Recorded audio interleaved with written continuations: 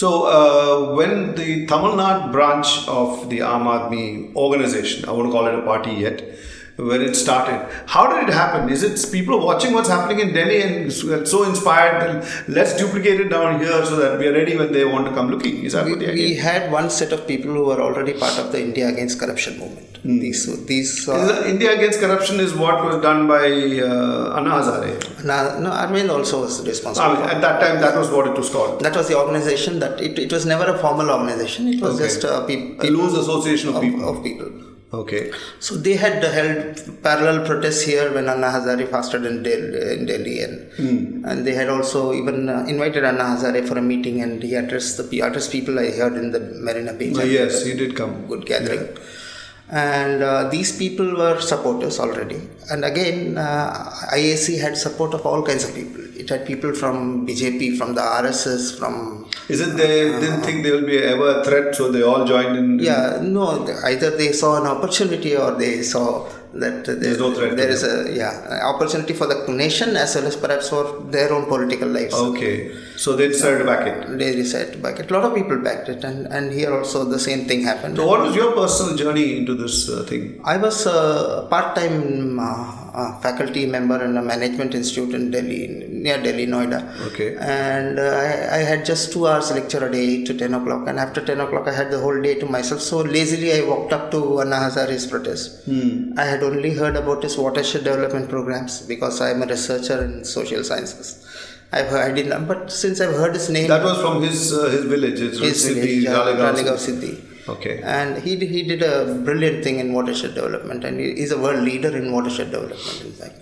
Okay. And just explain to our viewers what the hell is watershed development. Yeah, see, a watershed is an area which is fed by different streams, rivers, and then the streams all join towards in a river and it flows on. So a watershed is defined as a area. It's a kind of catchment area. Catchment area or a area which is irrigated by a stream or something. Okay. So and it is.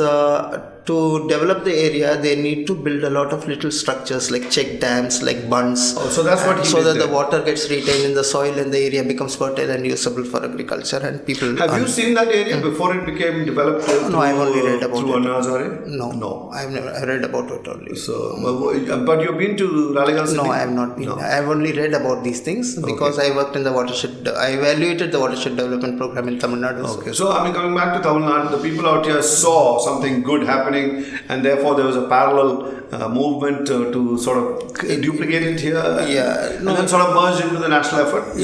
They had supported the protest fast, and they had held parallel parts here in T Nagar, Thakkar Baba Vidyalaya, once in Rajnikant's own marriage hall. I see. So how did the organization in Tamil Nadu suddenly start with this Miss Sami? Christina Sami. Who appointed her? Where did she come from? So I'll tell you. Krishna Sami was. I saw her first in Delhi at the inauguration of Aam Aadmi Party, where she was introduced as a person who started Pengal Munani, a political party of women in Tamil Nadu. Was it political or just a self-help women's? No, it's a political party meant to win elections. So she contested it, and I think she contested and she failed. She didn't get, but she had success in the panchayat elections in different places. So Pengal Munani was sort of there already. And she was brought into Aam Aadmi Party because they wanted a leader with a ready-made leader rather than go looking for a new person. So they brought her in, and so you said you're talking about the people in Delhi. The people in Delhi, because it was a top-down structure initially. You have not had the time to build a grassroots-based organizations. Yeah, but we have a constitution that provides for how this can be built after some time. We start with a top-down structure, then we go down, we enable structures at the bottom, then we come back upwards. So will that actually enable Mr. Arvind Kejriwal and Sisodia and all the rest of them just walk away when the time is right? Because I will not be surprised if Arvind Kejriwal one day says, I've done enough, now I'm walking out. I think the nation will look forward to a leader like that who can actually walk away from power. Right. People find it impossible. It's almost like they're glued onto the seat with some kind of glue. So he's capable of. In fact, a lot of us expect him to do that at some stage. Yes, I think so. And he's. I mean, I think the opposition party stupidly imagined that he was just holding out an idle or empty threat, saying that I'll do this. But he was actually quite willing any time to walk away. Absolutely. So with a leader like that, I think it can only go more in play. How is it happening in the rest of the states in South India? There are all kinds of people. See, it's a new party, and a lot of people see it as an opportunity for the nation. Most people, and some people who see it as an opportunity for themselves. They try to take advantage. They get into the party. Do you think you stand a realistic chance of making an impact in the coming elections in Tamil Nadu?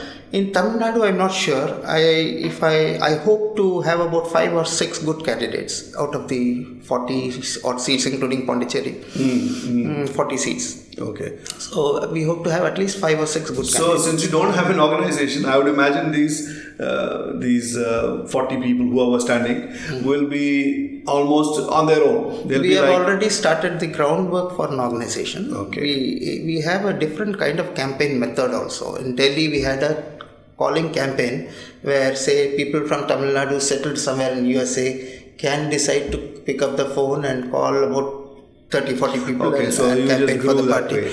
So we have already started calling campaigns, and we have we have not exactly established too many party units, but we have district level. Okay, so what's going to happen now is that they are a political party and they'll go through the same kind of crap that every other political party goes through. So we'll see how best they are going to negotiate. That will we come back in the last segment.